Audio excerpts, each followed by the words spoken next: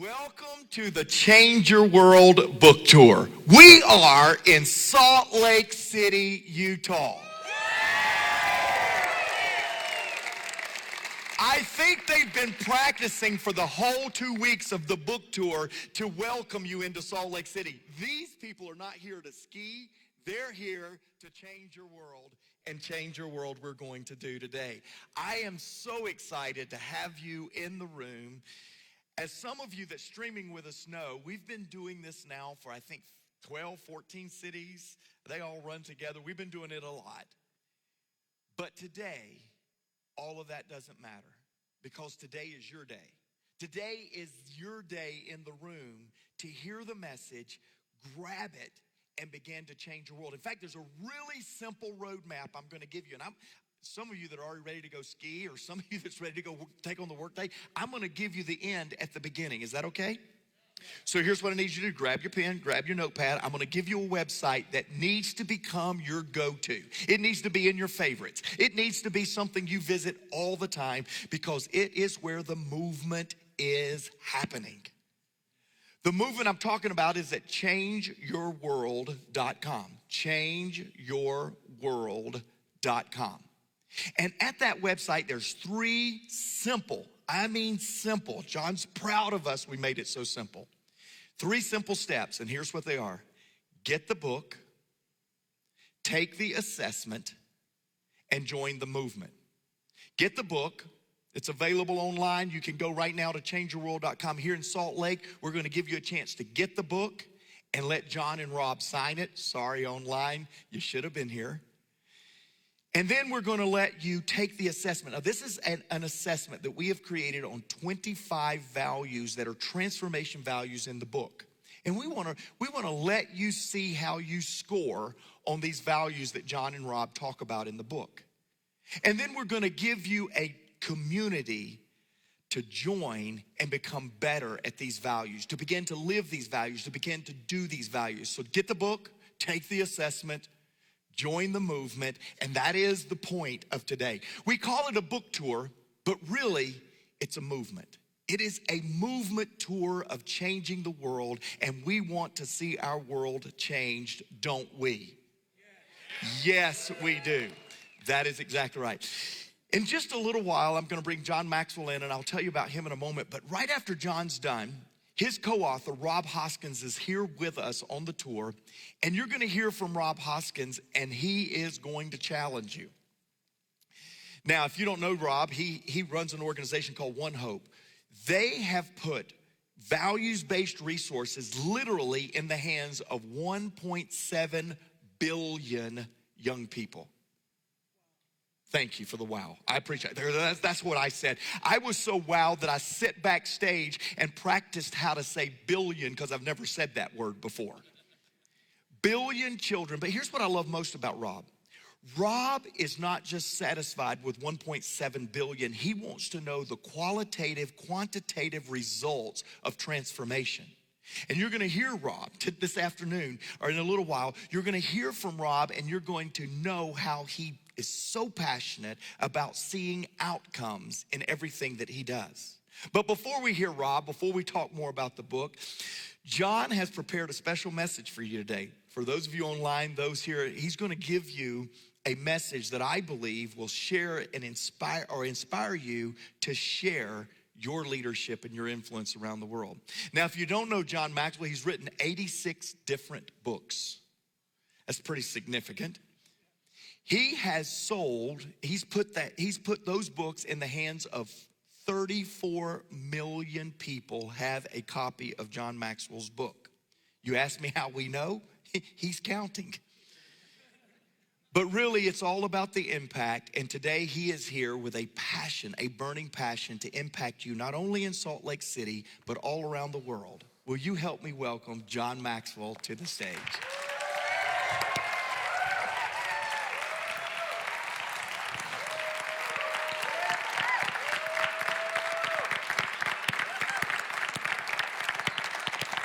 Wow. Thank you. You may be seated. Thanks for your kindness and your warmth to us. We're delighted to be here on the book tour. Paul, thank you for You're just such a wonderful friend, and thank you for opening up the church and just allowing us to be here today with you and online. We're delighted to be with you. This is the last day.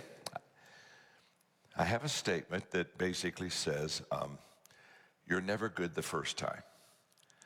So I love it when people come to me and they say, well, I'm really working hard. I've never done this before. I'm going to try to really do a great job. And I tell them, oh, relax. You won't be that good.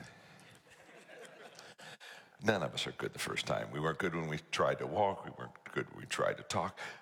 But we do the first time so that we can have a second time, so we can have a third time, so we can have a fourth time, so that we can progressively get better. So we don't despise the first time, but we realistically know what the first time is. We're not that good. But this is the 14th time on the book tour, okay? And we ought to be good. And as Rob and I listened to Mark and his pre-marks there a moment ago, I could tell you, Mark, you're getting loose and a little out of line. In fact, a lot out of line. In fact, if there was another day, Rob and I would drop you. I mean, talking about having to warm the car up for us for 2 hours. That's not true. Usually it's about an hour. It's not 2 hours. And but hey, we're here. And are you here to? Are you here to learn something? How many are here to learn something? Huh? Yeah. How many of you are here to get better? How many of you are here not to get better yourself, but you really brought a person that desperately needs to improve their life? Yeah. Oh. Now, look at this, just pointing at each other. Look at your neighbor and say, this is why I brought you right here. This is why I brought you. You got to understand, we're going to improve you. We're going to get better. That's for sure. We're going to get better. Such an honor to be with you. And as I look at you and I ask myself, how can I serve you? What can I say? What can I do to allow you to really make this a worthwhile morning in your life? I would like to share with you a teaching that I've never done until I started the book tour. So it's not in a book. You've never heard me on YouTube or wherever do this teaching at all. But it's just a new teaching, okay? And it's for you, okay? It's for you. And as I said, you're never good the first time, okay? But I think it's going to be very helpful to you, and let's try it. Let's do it. I'm going to talk to you about 5 questions leaders ask themselves during difficult times. I wrote a book several years ago called Good Leaders Ask Great Questions. If you don't have that book, I would encourage you to get it. It's become a very best-selling leadership book. And it's all about the fact that leaders ask themselves questions so that they can lead their people better. In fact, I have a section on questions you ask your team, questions you ask yourself, questions that people have asked me that helped me be better. In fact, I talk about 10 questions that people asked me that greatly improved my life. So it's a book about just how to ask yourself good questions so that you can lead. Because to be honest with you, our answers are as good as our questions we ask. So if we ask good questions, we get good answers. And there's not a more important time to ask questions than during very difficult time. Because during difficult time, a lot of people are asking questions. What sets the leader apart from the follower is the leader asks different questions than the followers.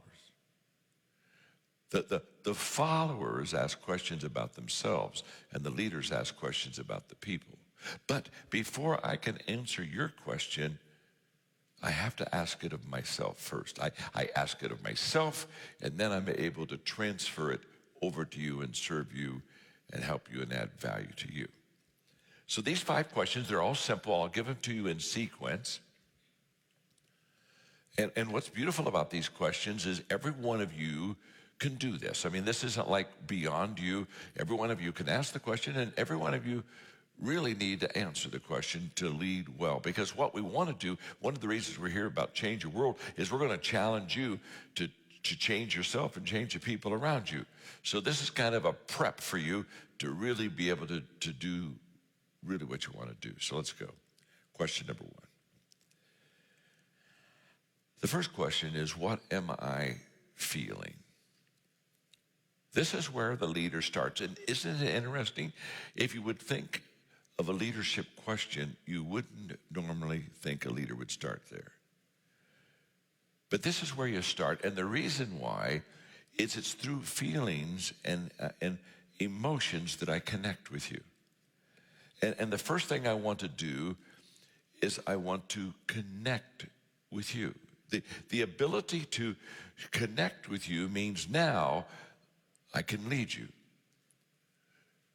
The way that I say it sometimes is, as leaders, we have to find our people before we can lead our people. And so this is all about finding people. And guess where you find them? You always find them with their feelings. Because feelings during a difficult time become real strong. And during a crisis, people, all of a sudden, they begin to be quite emotive. And so what you do as a leader is you ask yourself, am I feeling this? And the reason is I want to feel what you feel so I can identify with you. And even more importantly, so you can identify with me. This is key. And so therefore, I ask myself, what am I feeling? I want to be sure to tell you that I'm unhappy during this time. I don't like it. I'm asking myself questions. I'm feeling a little bit discouraged at times myself. These are all connecting ways that you begin to help people. I suppose this is what I need to say here. There's probably nothing more important when a person follows you than to look at you as a leader and say to that about you, that leader, that person understands. When I can say to you, I understand, all of a sudden, you're ready to follow. But sadly, so many times, we're ready to move people before they're ready to be moved because they're trying to process the things that they're feeling right now. So during a difficult time, one of the things leaders do is leaders call time out. And they realize that they don't start leading immediately during a difficult time because people are too emotional. And so let them feel, let them ask those questions. Be patient, just kind of hang with them and listen to them. And in fact, what leaders do really well is leaders listen, learn, and then they lead. And they just really understand the process that I listen to you, I learn from you, now I can lead you. All of my leadership cues come from me listening and learning from you. Because the best leadership I'll ever do is the leadership when I identify where you are. The moment you know that I know you, the moment that you know that I care, all of a sudden, I began to lead. And how do you identify a leader? You identify a leader because people are around her. They're around him. Leaders always have people with them. Leadership is influence, nothing more than nothing less. And so when you hear the expression, for example, it's lonely at the top, that's not a leadership expression. Trust me. If you're lonely at the top, you probably have a personality disorder.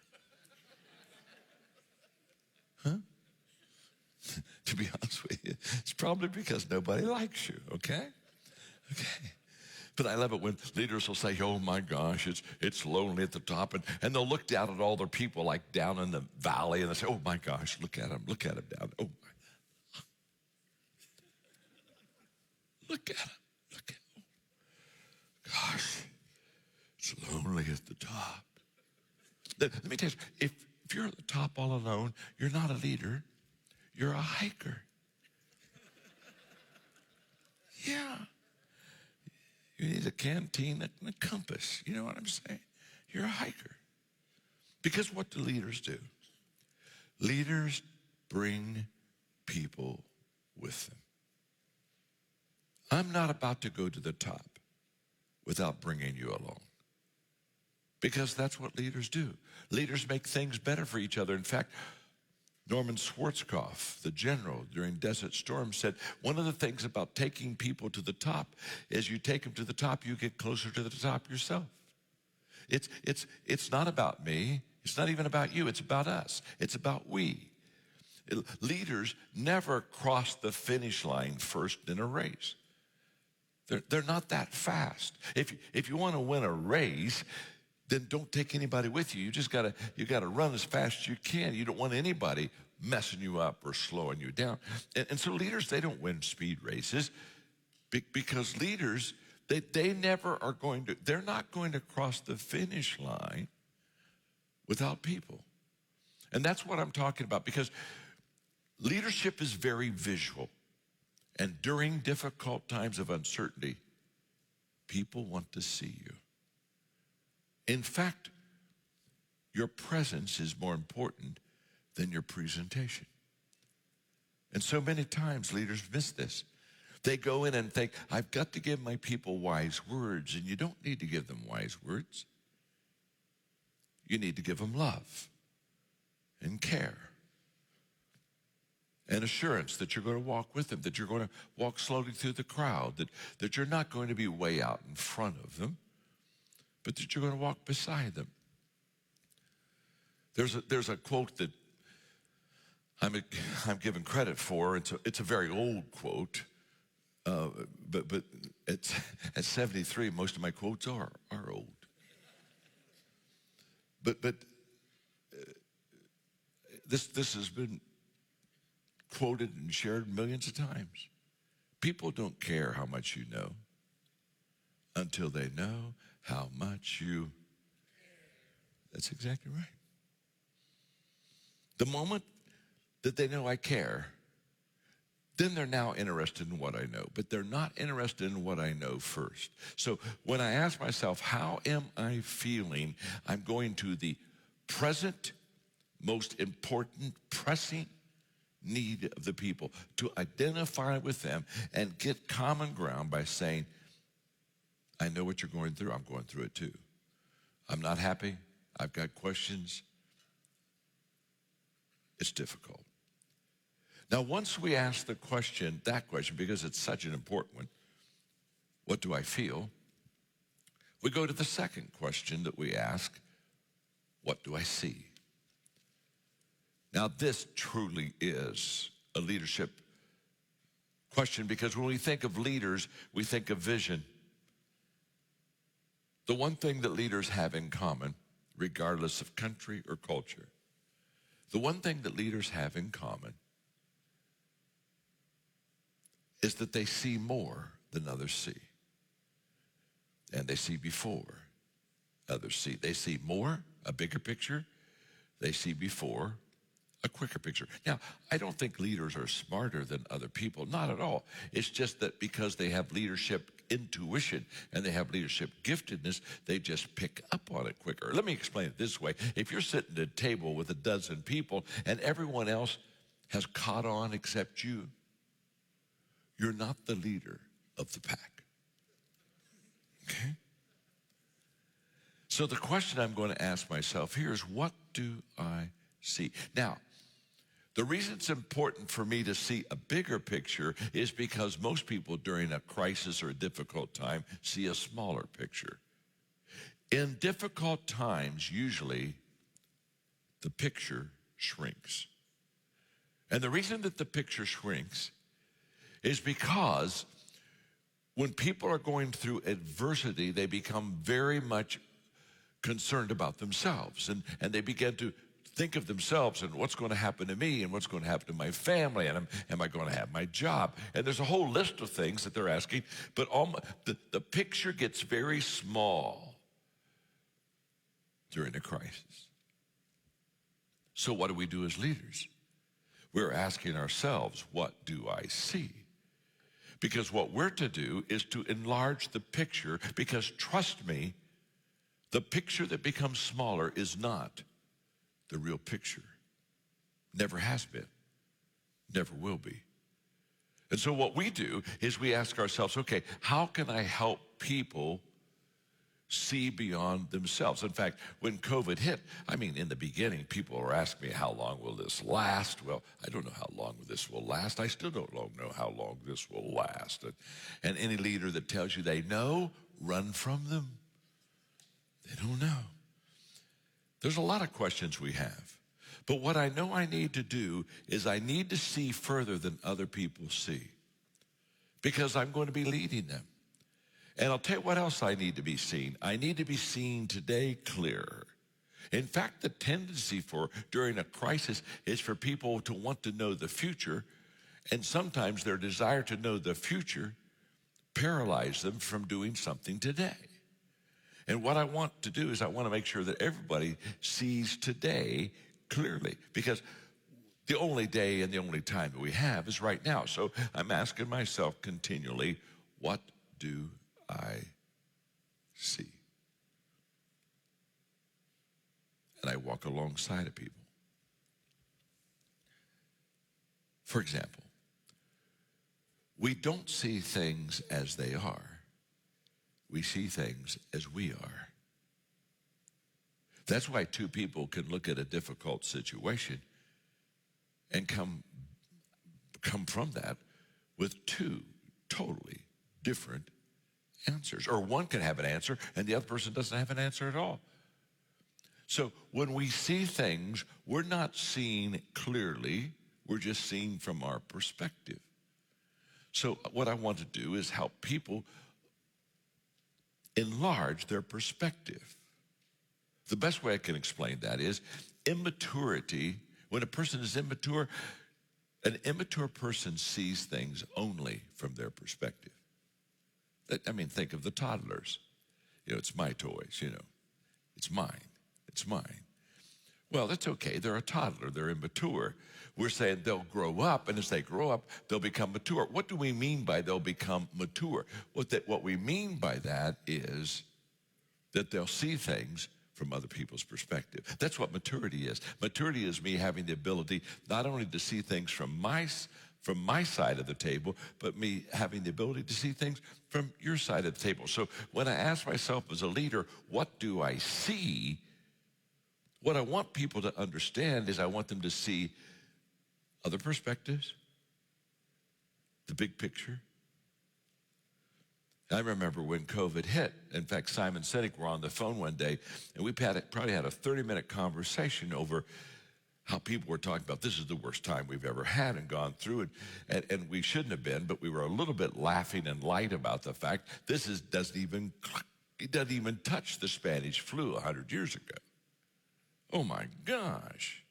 And by the way, it'll never, ever touch the Spanish flu or the bubonic plague or 100 other things that have happened in this world.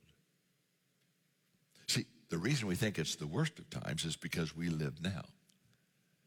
And the tendency for us is to always think that the world is centered around us. I just want to say, with one trifling exception, the world is composed of others.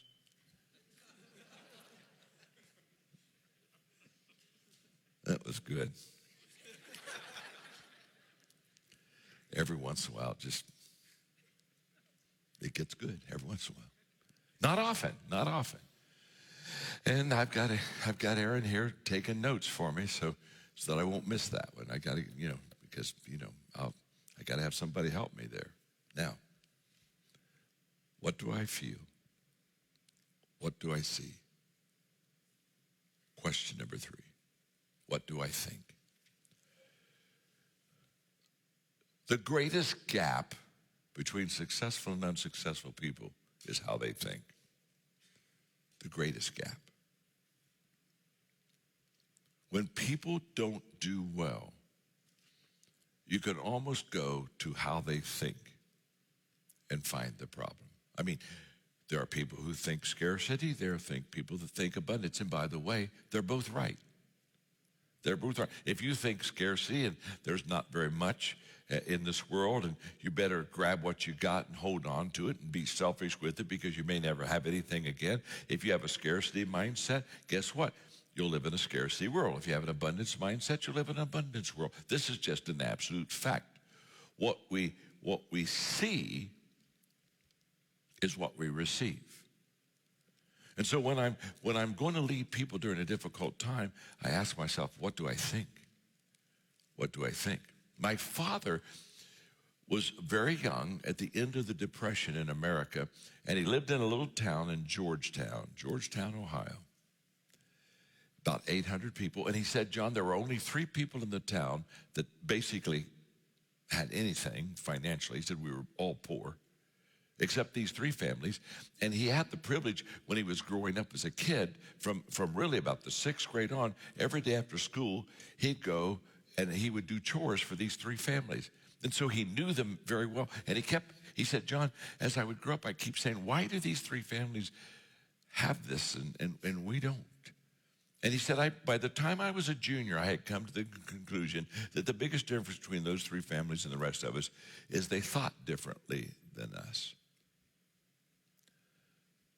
And he said, at that age, at a very young age, I decided I wanted to always allow my thoughts to give me the greatest opportunity for success. And so he sought out mentors. One of his mentors was Norman Vincent Peale.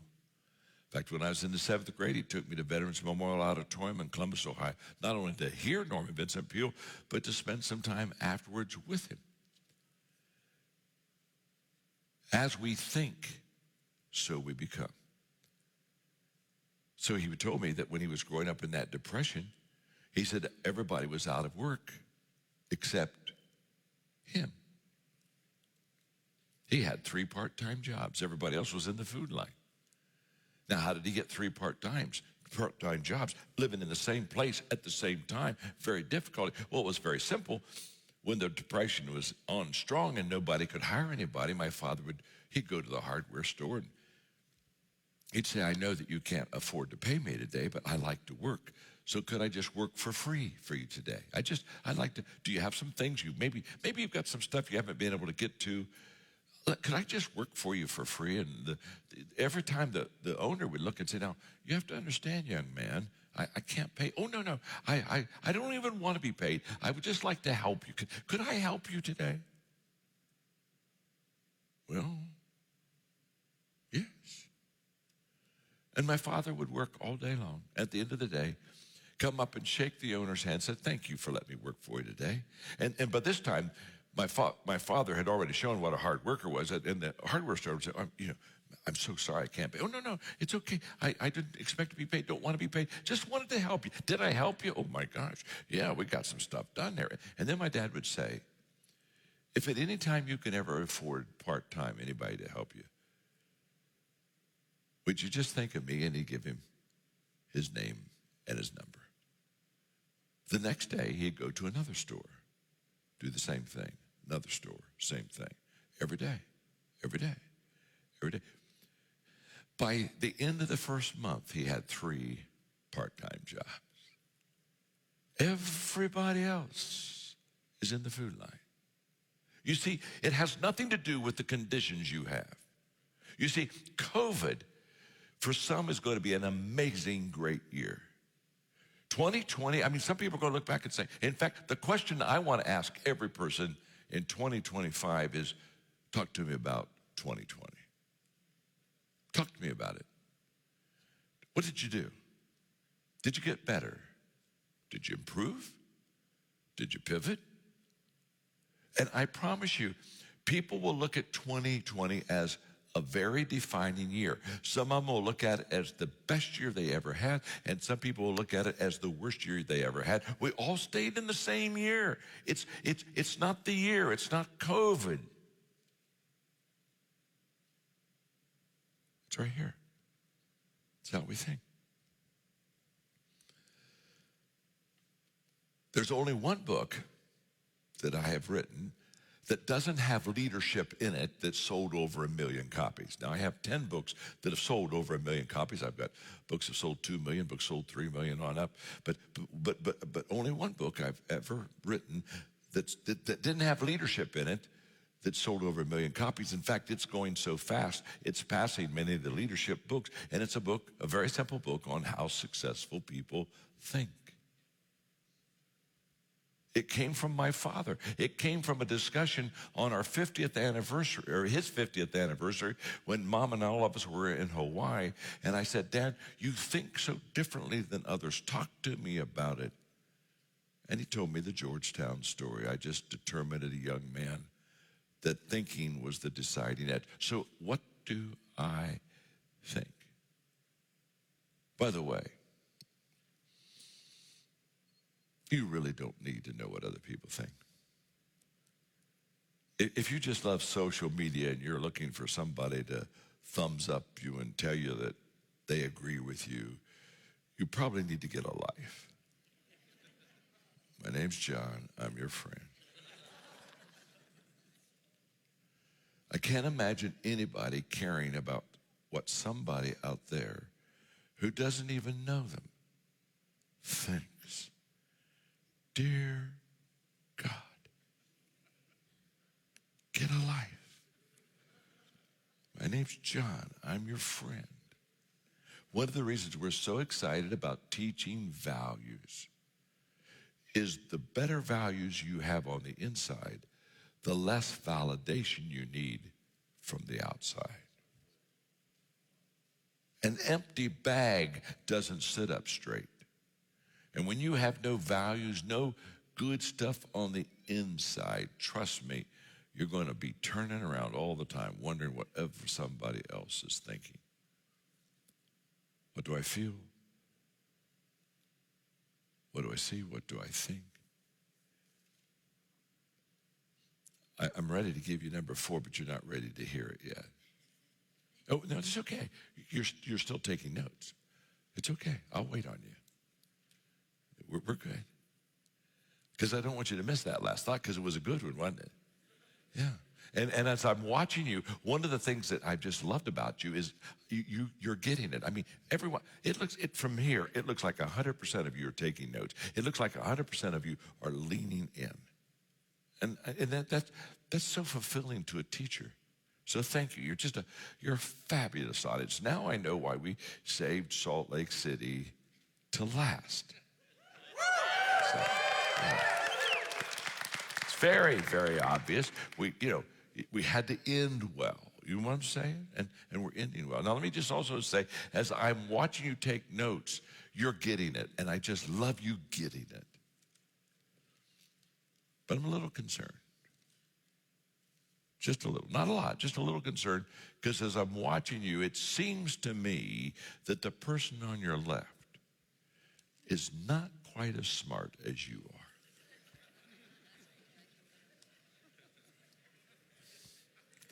Look at you right now. Look what you're doing. Look what you're, as soon as I say, every one of you are looking at the left, and every one of you going, how did he know? How did he know that the person on, how did he know that? I mean, you should have seen, as soon as I said that, it was just like, kind of like, yeah. I mean, you didn't even have to point to them. I knew. So just look at them and say, it's okay, I'll help you. Go ahead and tell them, I'll help you, I'll help you. I'll share notes with you. It's okay, here you are. And every once in a while, just as you're taking notes, just slide it over. You okay? Just slide it over. He's to your left. Just slide it over. You're ready for number 4 now, aren't you? Now, I've given 3, and that person on your left's trying to keep up. So when you write down number 4, just slide it over for a moment. Okay, just keep them with you. Okay, remember, we don't finish first, but we take people with us, okay? Take the person with you on the left. That's what Rob and I have been doing with Mark on the whole trip. It's just been hit the ball, drag Mark, hit the ball, drag Mark, hit the ball, drag Mark, hit the ball, drag Mark. Oh, Mark's such a beautiful brother and helps me so much. But when he's up here and he's talking about us and belittling us about heating the car up 2 hours, when you and I both know it's only an hour.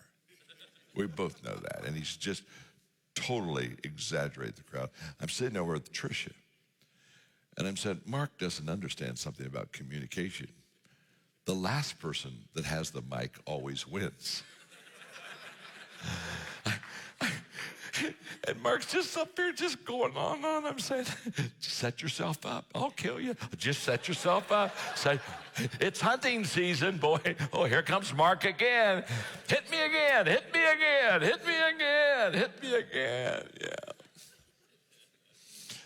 And we're not done, are we, Rob? Oh, no, I can hardly wait for you to come up and join me. If one can put him to flight, two can really, I mean, this will be really, really good. Now, you do know, the people that you love the most, you have the most fun with. Nobody do I love. I mean, Mark's like a son to me. You're looking at one of the most fortunate people in this world. I'm 73. And all my life, I've built organizations, built a reputation, added value to people. Consistency has compounded. And at this stage of my life, for me to have a person with Mark's heart, capacity, giftedness, to take everything that I've done and not hold on to it. Take everything I've done and make it bigger and make it better. I'm living in my best days, but I'm living in my best days because I have my best people around me. Let Mark Cole know how much we appreciate him. Best people. Best people. Yeah, that's a fact. It's an absolute fact, and I'm very grateful. I'm very humbled to have him and my team that is with me, and I'm very grateful. I'm just very grateful. So, and I would hope for you when you're 73 that you would have a Mark Cole that can carry on what you started, and know that that legacy is just going to get. In fact, I'm going to get a little bit older, but I can't die because I got to hang just to see what happens. You know what I'm saying? It's just going to get so good. See, I've loved it while I've grown it, but as he grows it even more, it's going to get better. Number 4. You thought I forgot, didn't you? Number 4. I not only have number 4, I have number 5. I have number 6 and 7, but because of time, I can't tell you about those. So let me just do number 4. Let me do number 5. The fourth thing is I ask myself, what do I know? I go inside myself and say, in a time of uncertainty, what am I certain about? In a time when there is a lot more questions than there are answers, what are the answers that I can give? And here is what I know. What I know is there is always an answer. That's what I know. There's always an answer for COVID. I don't know what you're going through right now personally, but there's always an answer. There's always an answer for every adverse thing within your life. There's always an answer. There is always an answer. Now, it's knowing that there's always an answer that keeps me in the game. In fact, knowing that there's always an answer not only keeps me in the game, but keeps me in a game in a contagious way. Because I know there's an answer, I can hardly wait to find it. And I can hardly wait to find it with you. I can hardly wait for us to find it together. But here's what I know. There's always an answer. In fact, let me tell you this. There's not only always an answer, there's usually more than one answer. So when I get one answer, I'm never content with one answer because I think, okay, that's good, but I'll bet there's a better answer than what I have. And what I know is that when I go this always an answer path, I find an answer. Just like if I take the path that there's never an answer, I stop. Because you always stop when you lose anticipation.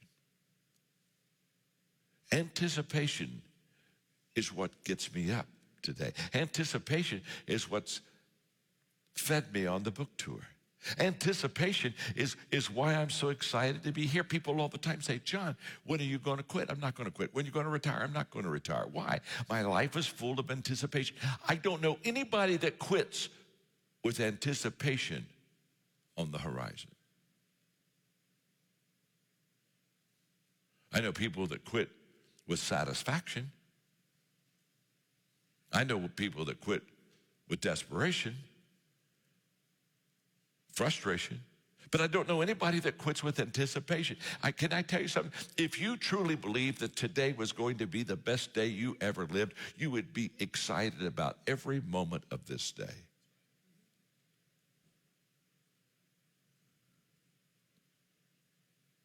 And if you truly believed, as I do, I don't even think there's a finish line. One of the books I'm going to write is going to be entitled, Is There a Finish Line? And for some people, there is. A lot of people, there's a finish line. I mean, they arbitrarily say, I'm going to quit at this age, or I'm going to retire here, and I'm going to do this, or I'm going to make this much money, and then I'm going to be done. And let me just say something. If you have a finish line, if you put a finish line for your life, can I tell you something? When you cross that finish line, you're finished. What part of that do you not understand? It's over. I know a whole bunch of people. It's over way too early. They have still so much that they can do and so much that they can be, but they don't, because they put a finish line there. My father passed away on July 4th of last year. He was 98. And when he was 95, he and I were having lunch, and he's looking at me with great anticipation. He's 95. He's 95, and he's looking at me. He's leaning in. And he wants to make sure I get it. And with great enthusiasm, he's saying, John, listen to me. He said, I think my greatest days are still ahead of me. He's 95. I know people 25 can't say that.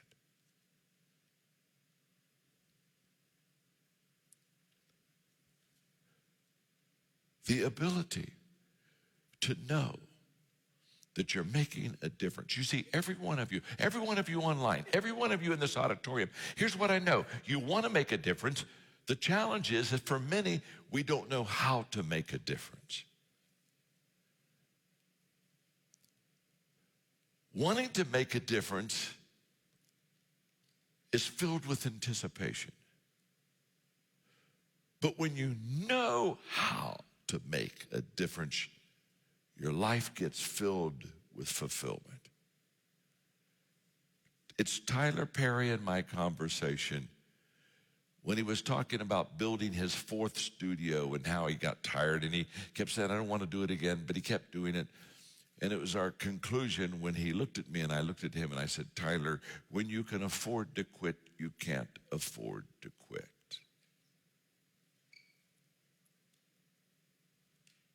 In fact, let me just say this. If you're going to quit immediately. It's like if you get a job and you've had it for a week, quit. Because nothing's going to happen in a week. You see, consistency compounds, and all the compounding is on the back end. It's not on the front end. But you got to have the front end to have the back end. So don't despise the front end. Enjoy every front end day, knowing you're sticking in the bank. You're compounding. Someday it's going to show up. But let me tell you something. It's going to show up someday. It ain't going to show up the first day. It ain't going to show up the first year. It ain't going to show up in a decade. Trust me, I'm 73. It's getting bigger and better all the time. You see, in the beginning, you're not as bad as people think you are. But in the end, if you do it right, you're not as good as people think you are. I'm living that life right now. Everybody thinks I'm better than I am, and it's cracking me up. It's just cracking me up. I'm saying, oh my gosh, they don't have a clue. Compounding. Compounding. Compounding. Compounding. What do I know?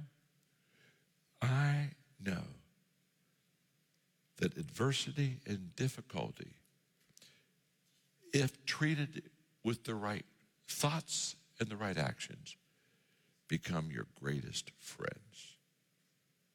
Always. What do I feel? What do I see? What do I think? What do I know? Question number 5.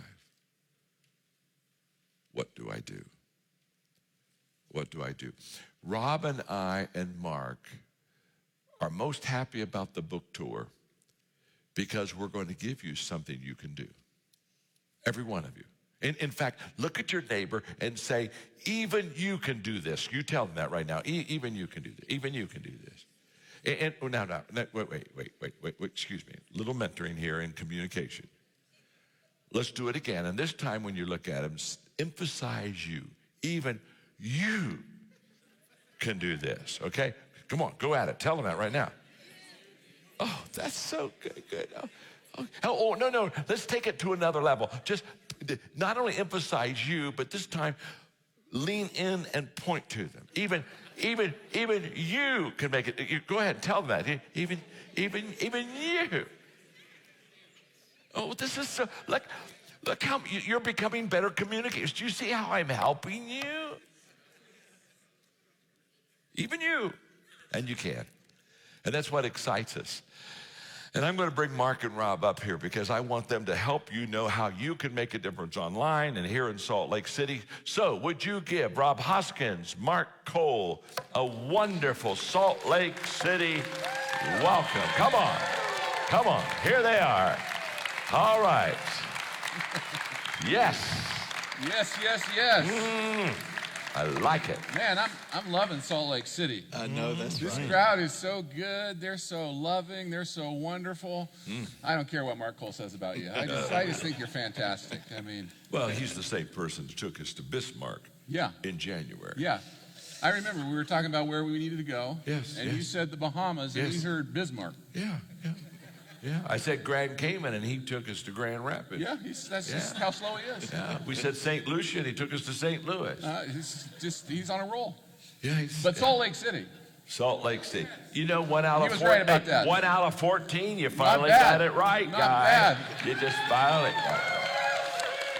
He's batting about 80 this year, which is better than last year. As you can see, I don't go warm up the car for 2 hours to warm it up. I go to get away from them. That's just really, if I'm in full disclosure here. You go out that car to get away from us, don't you? Solitude. That's why he locks it, never That's opens. why. That's why That's why he he's let us been in. locking us on the outside. For an hour and a half, we were knocking Knocking trying the to door, get and in. he won't let us in. Now we got it. It's amazing to me, Monday morning, and the number of countries and people that's watching John. Chi just said, this is going to be the best week of my life because of what you just shared for us. She said she was going through things. She's from Philippines. She said, I was going through some things, and you helped me. And so thank you from Chi in Philippines, John. Beautiful.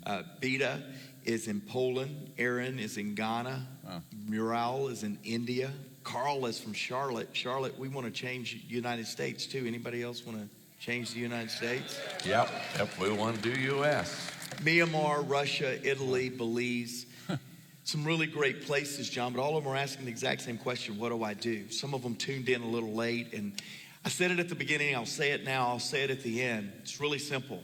Go to changeyourworld.com, get the book, take the assessment, join the movement. And that's what we're doing. That's why we wrote this book.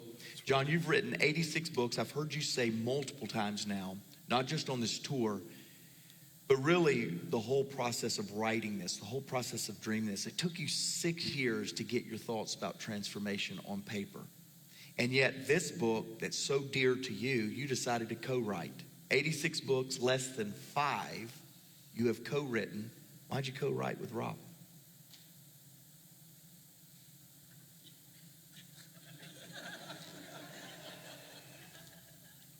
because I needed help.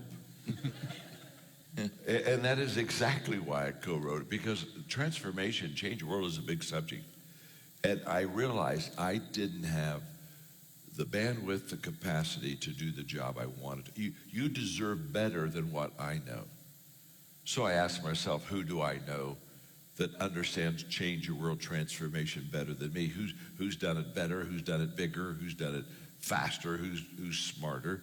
And immediately I knew it would be Rob, because Rob, what he has done, I need to learn, and you need to learn. And I thought, boy, if the two of us could go together and write this book, we could really help a lot of people. And so, Mark, I asked Rob, because he was the best person I know to help me with the most important subject I know, transformation.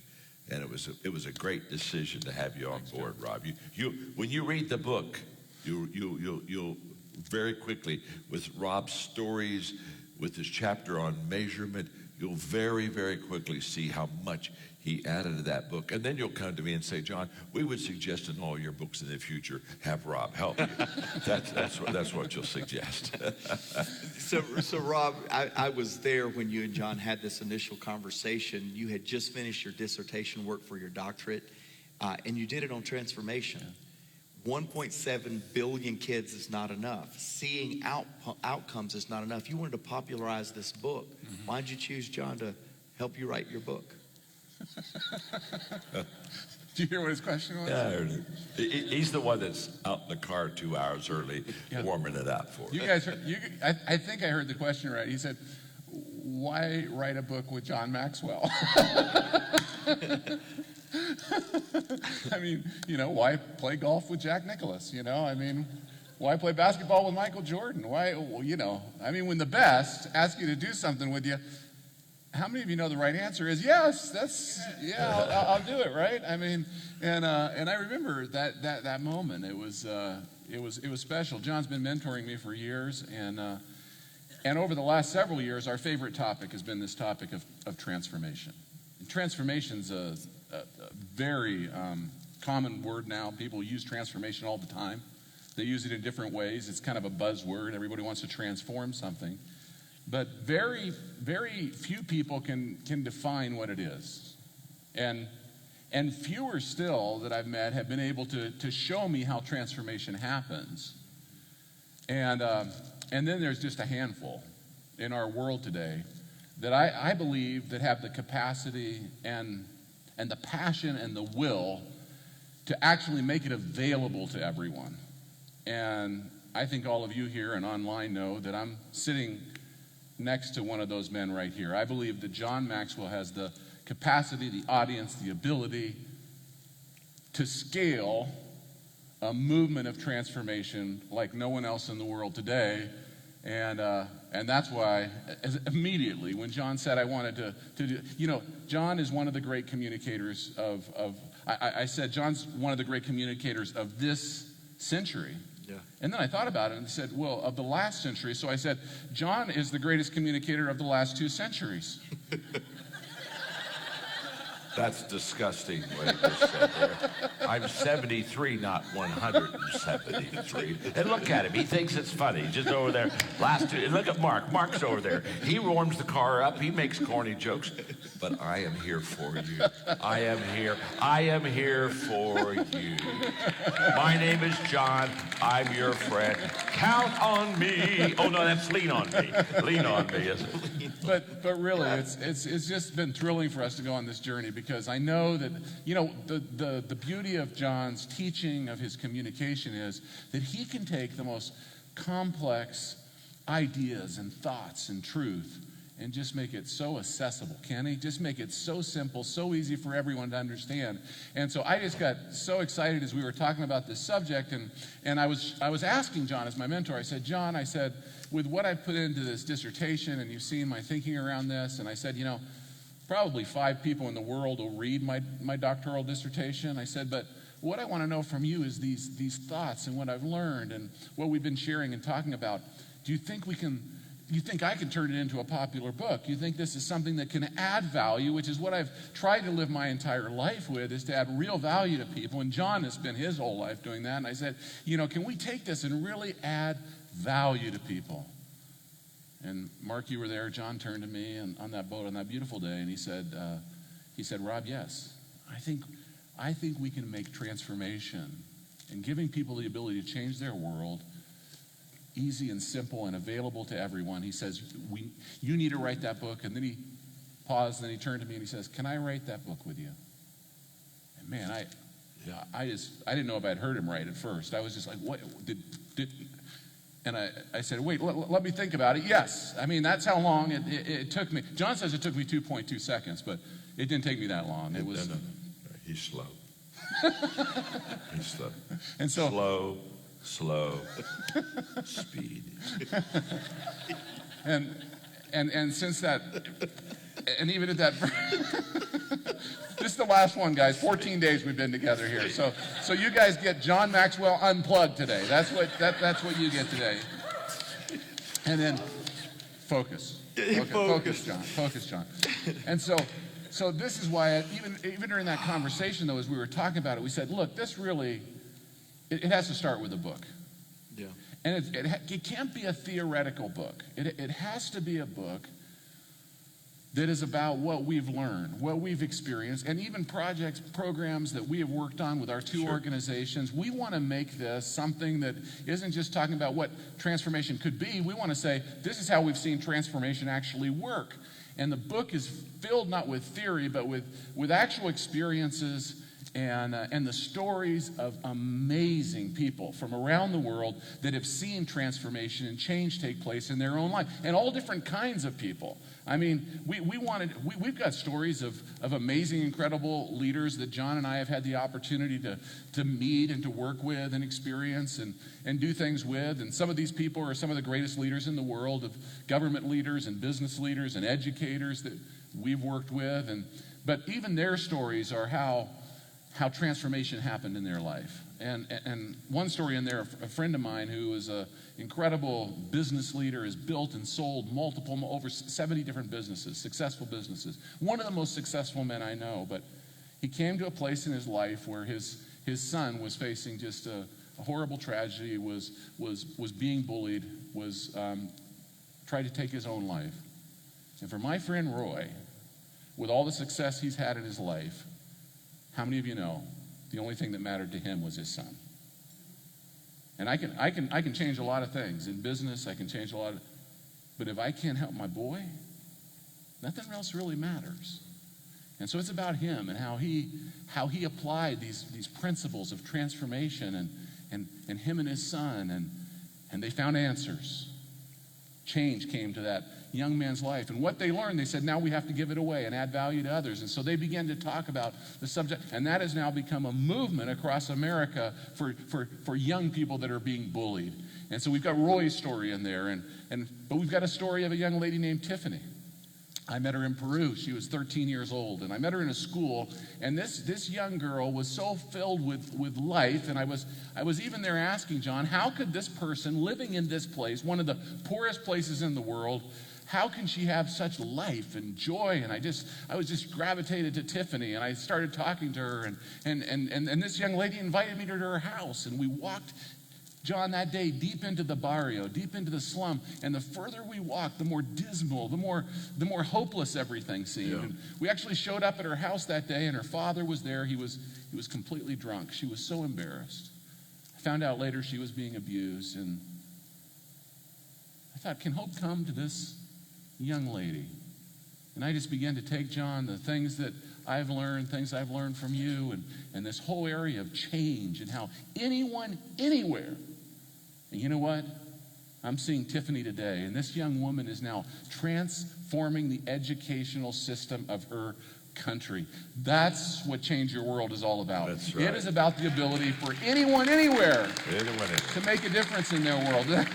And that's why I'm so excited, because it's not just a book, it's a process, and we built a whole platform, we built these assessments, and really the whole point of it is we want to see a transformational movement. We want to see people get access to this, and it's not going to people say, and John, we've gotten this question so much this week, like, how can we expect our government to change the way America is? How can we expect corporate America to change? Look, I'm tired of waiting for other people to change the world. Let's just go out there and start changing the world ourselves. Right. And if we do that and turn it into a movement, I think that's the greatest hope for this world. Yep.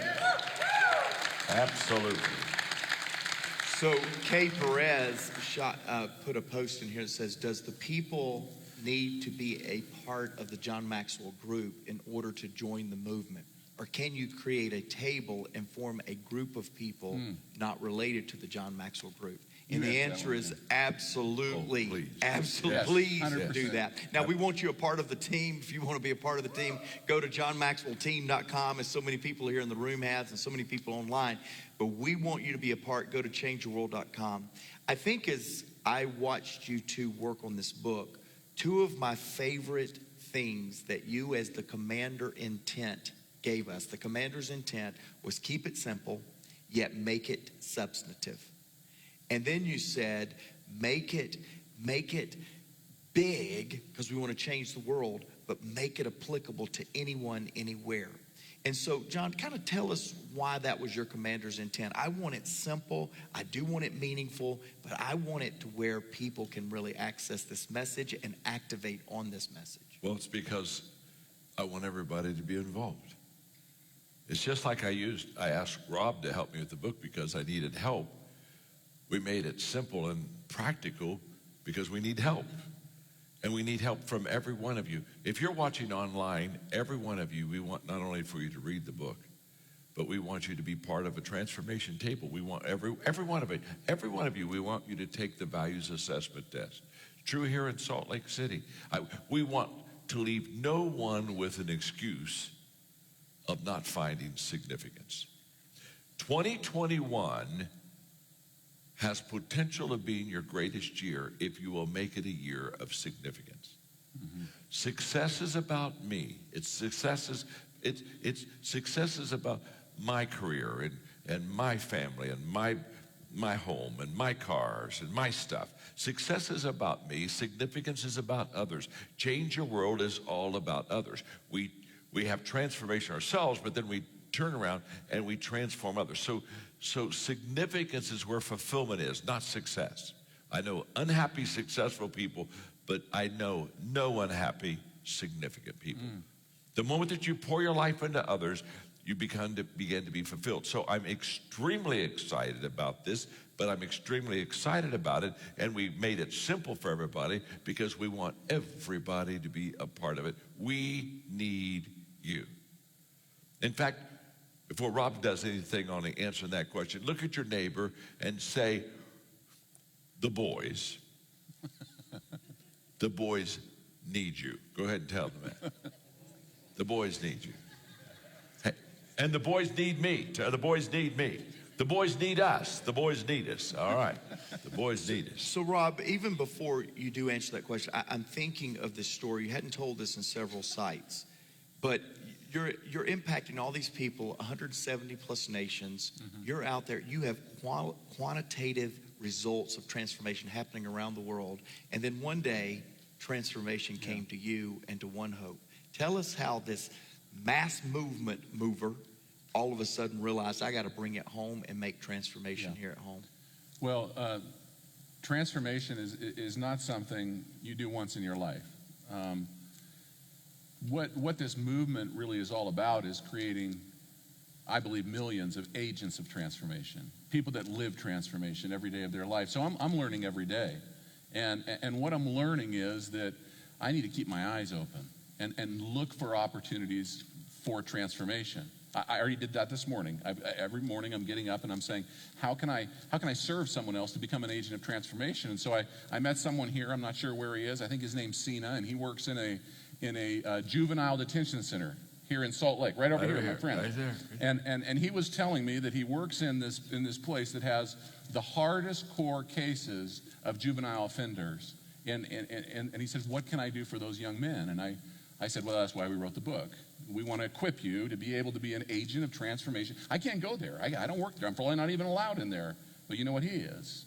And he can add value. I said, how many of those young men do you serve? And he says, there's about 30 of them there.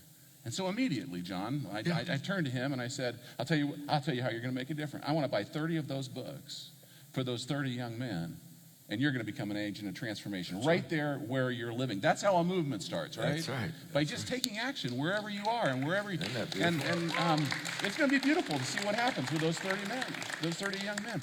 And that's that. I really, the experience you talk about is where I learned how to do that. And what makes me want to do it every day of my life. I was driving to work, and I was driving to our One Hope headquarters there in Pompano Beach, Florida. And I always, very routine, I would always drive the same way to work every day.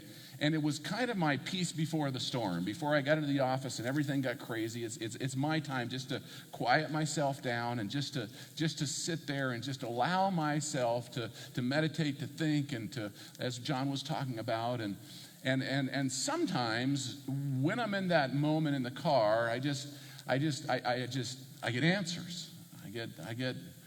And I just felt this sense inside of me rise up as I was sitting there at a light, and it said, take a right turn. And I thought, okay, I'm going to ponder that for a moment. Take a right turn. Take a right turn. Take a right turn in my marriage, you know. Take a right turn with my kids.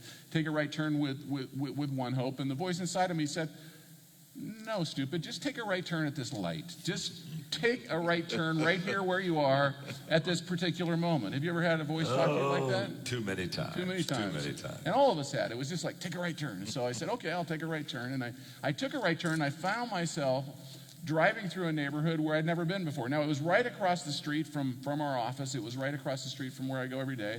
But I had never driven through this. I found out later the name of the neighborhood was Avondale. And what I saw in that 5-minute drive changed my life. I saw things that I had never seen before. I mean, I'd seen them in other places. I'd seen them in the slums of India. I've seen it throughout some of the poorest places in refugee camps in Africa. I'd seen some of these things before. I'd seen it in Bogota, but within a 5-minute drive, I saw it in my neighborhood. I saw a drug deal go down.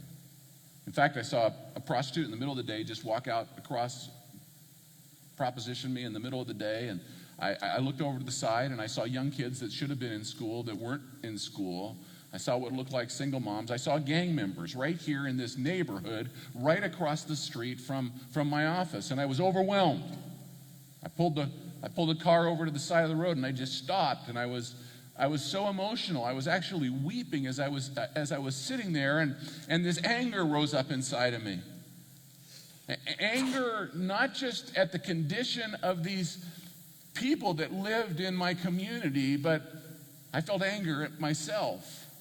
Anger because I had never opened my eyes to see what was around me. And in that moment, John, I made a commitment. I made a commitment to myself. I made a commitment to my community. I said, this cannot remain the same way. I have to take action. I have to do something. I have to do something about it right now. So I drove into the office and I made an announcement I'd never done this before, to our whole office. I said, guys, everybody stop what you're doing. I want you to come and meet me in the meeting room. And I just began to pour out my heart about what I'd seen in the neighborhood across. I said, guys, we're helping millions of kids across the world. And none of us, me or you, have never seen what was across the street, and it cannot remain the same. We have to begin to do something now. That was 10 years ago. And for 10 years, I've been pouring my life into that neighborhood of Avondale. I took some very premium office space in our beautiful global headquarters, and I said, you know what? That's for the Avondale kids. We're gonna build the greatest charter school we can for these kids, and we're gonna educate and pour our lives into them. And I am seeing my community transformed, and we're making people got so excited as I began to share the stories, and we began to see small victories taking place along the way. Beautiful. Suddenly people said, I want to be a part of that. You know what I found in the transformation process? What gets celebrated gets replicated. And if you just see some small wins and people say, man, I want to be on that winning team. I want to see lives change. They get involved. And man, we have seen that neighborhood being transformed. And yes, I have 300 programs in 177 countries in 600 different languages around the world. But you know what excites me, John, is Avondale across the street. course. And all of us need to make a difference right where we live right now. where we live. Would you do it? Would you join the your movement? world. Change your world. Yeah. Yeah, absolutely. I'd love to go to the online community, ask a couple of questions that's coming in. Sure. I think we may have time for one here in Salt Lake if somebody wants to line up at the mic. One from Mexico says, the world today is in survival mode. How do we get them from survival mode to values mode? Love that question. Wow. Well, That's good. I love the question, and the answer is get them to values. Survival mode, again, is all about me. What can I do to get through this? And that's a legitimate question, by the way. I wouldn't want to ever make light of that question. But when we begin to do values and begin to learn, when people learn good values and they live good values, they become more valuable to themselves and they become more valuable to others. And that's our message. You don't need to survive, you can thrive. And you can thrive when it's all about others and you have a game plan. Small groups, transformation tables, teaching the values around those tables. What I hear in that question is the difference from survival, to me, the opposite of survival is hope. And in the book, we have these 25, what we've identified as the 25 transformational values. If you want to see transformation in the world, live these values. And just one of those values, just talk for a moment, this is all in the book, is the value of hope. Now, hope is more than an emotion. Optimism is an emotion. I'm an optimistic person. That's a feeling. But hope is actually an action.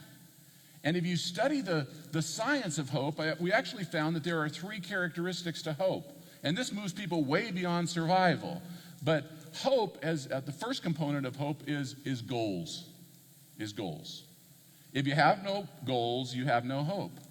You have to be able to set goals. And so we talk about this around the round tables, how to set goals in order to have hope. The second characteristic of hope is willpower. You've got to be able to have enough to go out and do something and be inspired to do something. And that's why I love John. That's why I love having him in my life. This guy is Mr. Inspiration. If you're around him for, 2 minutes and you're not inspired, you're probably dead. Something probably just, you're done. I mean, he just inspires me because he's always, and that gives me willpower. That gives me the desire to say, yes, I can do that. And you have to have willpower if you're gonna have hope in life. And the third component is way power. Now, way power, you can be as inspired as you want to be, but if you can't find a pathway to the outcome, to the change that you want to see in your life, then it's not going to be true hope. And so teaching these values, and your question is, how do I move beyond survival? Get in a round table, learn these values, allow hope to begin to rise in your life, and that's when you're going to see change begin to actually happen. In fact, we have a tool, an instrument we call the Hope Index. And we found that with that Hope Index is actually, for graduating seniors, is a better indicator of college success than the SAT scores. Yeah. You see, because our generation, they have a lot of information. This is the information age. They have more access to information than ever before. But what we find is that mental health and depression are going up more than ever before. Why? Because they have a bunch of information, but they don't have emotional intelligence. And this generation, our world, needs emotional intelligence. And emotional intelligence is these values roundtables. And if you want to see your emotional intelligence begin to grow, you're going to see success in every area of your life going to grow. But you're also going to be able to see your world around you begin to change. So get into these, take the assessment. Where am I on these values? Which ones are strong? Which ones are weak? Which ones can I do better in? That's what this platform, Change Your World, that we've built is going to help everyone anywhere be able to do. So I just encourage you. These values are the most powerful thing we have. And as John said, this moves us from survival mode to thrive mode. Absolutely. Absolutely. Yes. Give us your name. I'm Natalie. I want to know how us as kids can change the world as well. I'm Natalie, and I want to see how us as kids can change the world as well. I'm so excited you asked that question, Natalie. We have curriculum for kids in school. In fact, we have an iLead program, and we have 3 years of curriculum, and it's all about values. The first year is about choosing values. The second year is about acting and doing those values. And the third year is how to lead others to accept those values. We've put that in the hands of over 1.5 million students in school, and it's changing their lives. The head of schools, Secretary of Education in Guatemala, said that after 3 weeks of those tables, of those values with the kids with the tables, after 3 weeks they could see improvement in the students' lives. It takes 3 weeks for the start. So if you have a homeschool, or if you're a school teacher, you've got a private school, charter school, whatever it is, you again go online, and it's all free for you. We have curriculum for students. So Natalie, people like you, thank you, because I'm so glad we got that message out. We wouldn't have gotten that message out if you wouldn't ask the question. Yeah. So thank you very, very much. How many of you think Natalie's generation is the hope of the world? We know it is. We know it is. guys So, are. absolutely. I love this generation. Your generation is the most cause-oriented generation in the history of Beautiful. humanity. It's just beautiful. Your generation wants to make a difference in this world, and that's why John and I have been, and we're seeing it. The rest of you sitting in this room, you applaud it because you feel that, and I'd love for you to tell that story about what we found in Knoxville, Yeah, because that's exactly what happened. And, It is. And then one of the first days we were doing this, that tells us that this is more than a book. It is a movement, and I just love that because I think so many of us realize, how can we pour into the next generation? And there was a man in Knoxville that caught that same vision. The school superintendent, and this kind of goes with Alan, your question from California, saying, I have to do something. Everybody's leaving, but I want to see California changed. What do I need to do? Reminds me of what the question that prompted the school superintendent from Knox County was this question from a guy named Greg that said, how can I create a transformation leadership culture in my company?